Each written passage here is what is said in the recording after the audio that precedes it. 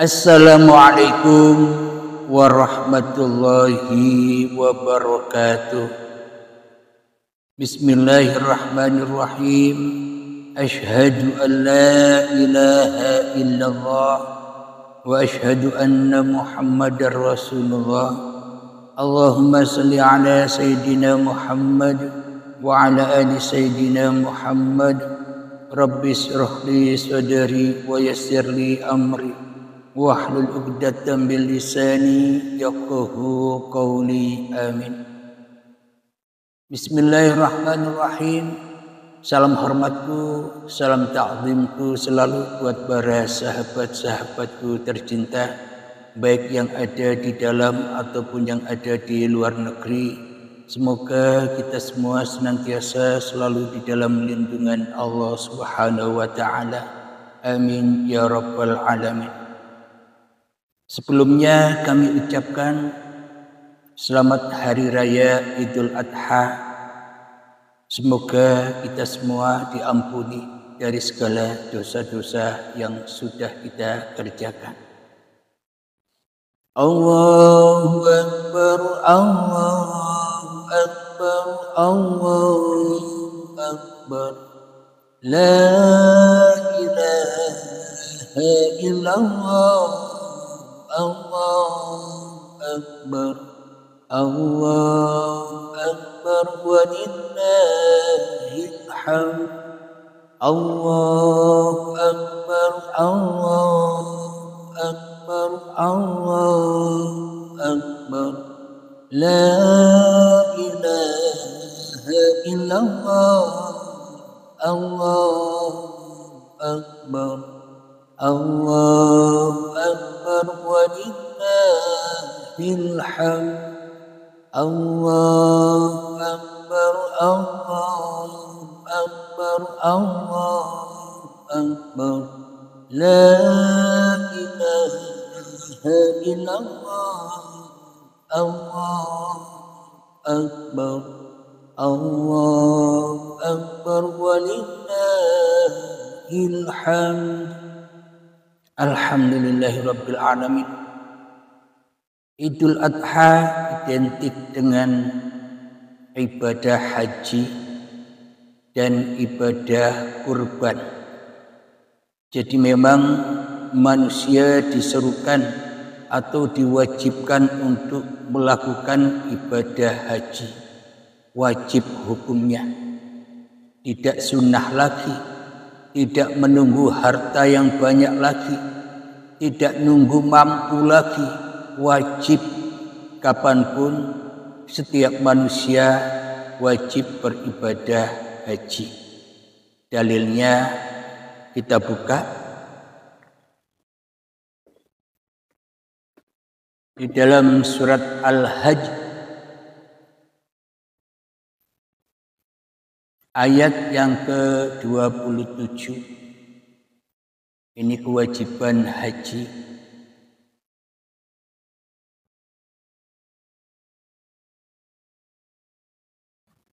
A'udzu billahi minasyaitonir rajim. Bismillahirrahmanirrahim. Wa adzin fin nasi bil hajji ya'tuka rijalan wa 'ala kulli dhamiri ya'tina min kulli fajjin 'amiq. Yang artinya, dan serulah manusia untuk mengerjakan haji, niscaya mereka akan datang kepadamu dengan berjalan kaki atau mengendarai setiap unta yang kurus. Mereka datang dari segenap penjuru yang jauh. Jadi kalau kita gaji secara syariatnya, ya haji-haji di Masjidil Haram di Mekah sana. Akan tetapi makna dibalik yang tersurat ini, dan serulah manusia, berarti untuk seluruh manusia, apapun agamanya, apapun golongannya, alirannya, semuanya diseru untuk mengerjakan haji. Apa sih haji itu? Kenapa kok setiap manusia diseru untuk mengerjakan haji. Haji adalah, kita lihat ayat selanjutnya 28 dari surat Al-Hajj. Liyashhadu manafi'a lahum wa yadhkuru ismallahi fi ayyamin ma'lumatin 'ala ma razaqahum min bahimatil an'am fakulu minha wa at'imul ba'isal faqir, yang artinya agar mereka menyaksikan berbagai manfaat untuk mereka dan agar mereka menyebut nama Allah pada beberapa hari yang telah ditentukan atas rezeki yang Dia berikan kepada mereka berupa hewan ternak, maka makanlah bagian darinya, dan sebagian lagi berikanlah untuk dimakan orang-orang yang sengsara dan fakir. Jadi hakikat haji itu adalah labbaik Allahumma labbaik, labbaik la syarika laka labbaik, yakni hati yang tidak ingkar, hati yang tidak syirik kepada Allah. Bagaimana caranya agar hati kita tidak ingkar dan tidak syirik kepada Allah? Ya, caranya harus dikorbankan. Dikorbankan kemanusiaannya, karena menyembelih kurban itu pun juga wajib hukumnya. Mari kita buktikan wajib setiap manusia menyembelih kurban. Entah itu miskin, kaya, tidak peduli. Pokoknya setiap manusia wajib menyembelih kurban. Kita baca ayat yang ke-34 dari Al-Hajj. Walikulli ummatin ja'alna mansakan liyadhkuru ismallahi 'ala ma razaqahum min bahimatil an'am wa ilahukum ilahun wahidun falahu aslimu wa basyiril mukhbitin, yang artinya, dan bagi setiap umat telah kami syariatkan penyembelihan kurban agar mereka menyebut nama Allah atas rezeki yang dikaruniakan Allah kepada mereka berupa hewan ternak. Maka Tuhanmu ialah Tuhan yang Maha Esa, karena itu berserah dirilah kamu kepadanya dan sampaikan dalam Quran Muhammad kabar gembira kepada orang-orang yang tunduk patuh kepada Allah. Jelas bukan? Berarti menyembelih kurban itu wajib hukumnya bagi setiap manusia. Hewan yang mana ini? Bagi orang yang fakir miskin, apakah bisa menyembelih mengkorbankan binatang ternaknya? Jadi seruan ini untuk seluruh manusia, yang dimaksud untuk mengkorbankan hewan ternaknya adalah mengkorbankan hawa nafsunya. Maka ini semua diseru untuk mengkorbankan atau menyembelih kurban. Jadi mengkorbankan, menyembelih hawa nafsunya. Agar apa? Agar manusia tidak menyembah hawa nafsunya lagi. Agar manusia tidak memberhalakan bakoroh atau lembu, memberhalakan binatang-binatang ternak yang ada di dalam dirinya. Jadi lambang dari hayawan-hayawan itu kan adalah hati setiap manusia. Kadang berupa macan, kadang berupa buaya, kadang berupa kambing, lembu, kera, dan sebagainya. Inilah yang harus dikorbankan. Jadi maknanya di sini adalah babakan hati, bukan babakan fisik. Haji pun juga babakan hati, bukan babakan fisik. Jadi lebih sempurna lagi orang yang berhaji memahami kajian haji secara hati. Agar apa? Agar sempurna syariat dan hakikatnya. Agar sempurna raga dan jiwanya. Agar esa, tidak sendiri-sendiri. Badannya berjalan, tapi hatinya mandang makhluk. Badannya ibadah, tapi hatinya memandang dunia. Kan tidak sinkron. Tidak lillah. Kenapa? Karena hayawannya belum disembelih. Jadi bagi orang-orang yang mampu, sembelihlah dirimu sendiri. Kata Nabi Musa, lebih baik kau bunuh dirimu karena itu lebih baik di sisi Tuhan ketimbang engkau menyembah sapi betina, ketimbang engkau hidup di dalam kesyirikan. Kita lanjutkan ayat yang ke-35 dari surat Al-Hajj. Alladzina idza dzukirallahu wajilat qulubuhum was-sabirina 'ala ma asabahum wal muqimis shalah wa mimma razaqnahum yunfiqun. Yang artinya yaitu orang-orang yang apabila disebut nama Allah hati mereka bergetar. Orang yang sabar atas apa yang menimpa mereka, dan orang yang melaksanakan salat, dan orang yang menginfakkan sebagai rezeki yang kami karuniakan kepada mereka.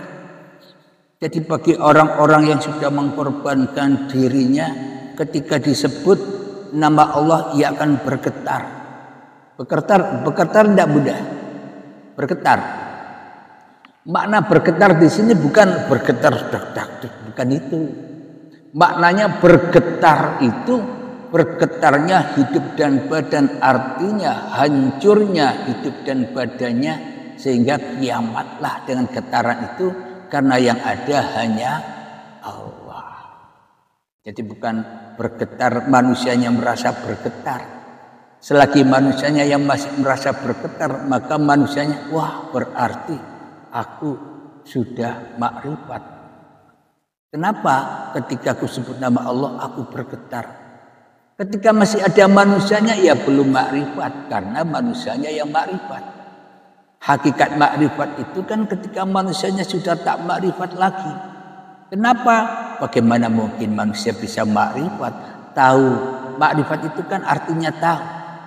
Tahu itu tahunya siapa? Tahunya Allah atau tahunya manusia? Bila tahunya masih tahunya manusia ya belum makrifat. Tapi kalau sudah tahunya Allah, yaitulah yang disebut makrifatullah. Berarti manusia wajib tidak tahu. Kalau manusia masih tahu ya belum makrifat.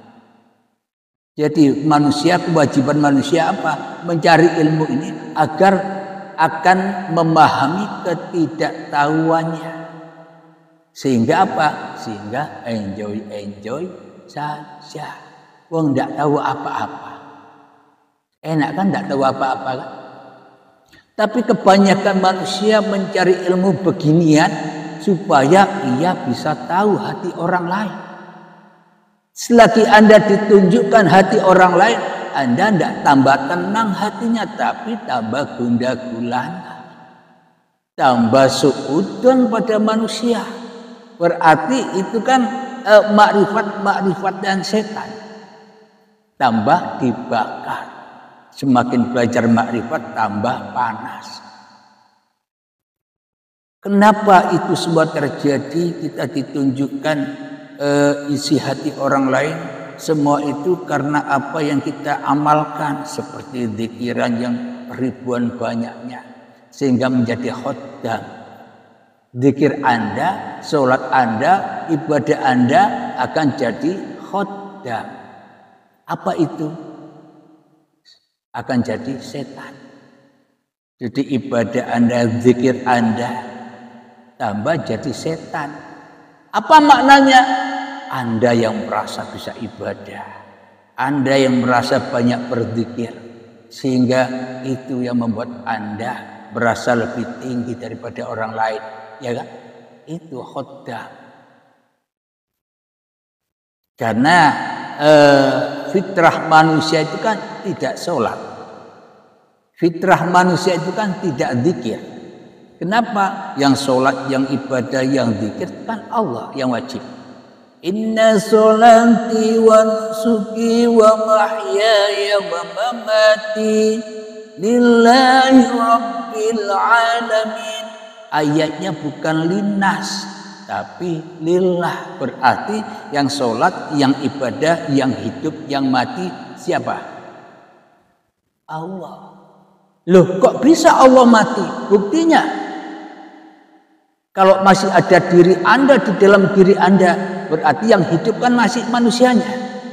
Allahnya kan mati. Ya enggak? Allahnya gaib, mati. Nah, kenapa? Karena kita yang merasa hidup. Kata siapa Allah tidak bisa mati? Lah buktinya kita selama ini merasa diri kita yang ada, Allah gaib. Nah, sama saja kan mematikan Allah. Maka dari itu Allahnya masih terkubur di dalam dada kita selama ini. Fitrah diri manusia kita masih terkubur di dalam dada kita selama ini. Kita hanya mengutamakan, kita hanya memulia-muliakan yang di luar diri kita daripada yang di dalam. Ibadah demi yang di luar dapat pahala. Mungkin yang punya cita-cita angan-angan pengen ini, pengen itu agar terkabul. Semuanya kan lihat keluar, masih main-main. Sedangkan yang di dalam dirinya terkubur, gaib. Sebenarnya manusia selama ini kan gaib, tapi tak disadari. Katanya hidup ini hidup manusianya. Anehnya manusia tidak kenal yang mana hidupnya, bagaimana rupanya. Hanya pengakuan saja, ya enggak? Anda ngaku-ngaku hidup, tak tahu hidup. Karena memang hidup bukan kita, maka kita tak tahu apa-apa. Bila kita kembalikan hidup itu kepada sang hidup, maka kita enjoy saja. Ngapain kita cari-cari tahu tentang Allah? Wong Allah sudah bersama kita sejak dulu kala, ya enggak? Jadi kajian di Uripi Allah ini enggak usah banyak istilah yang membuat membingungkan.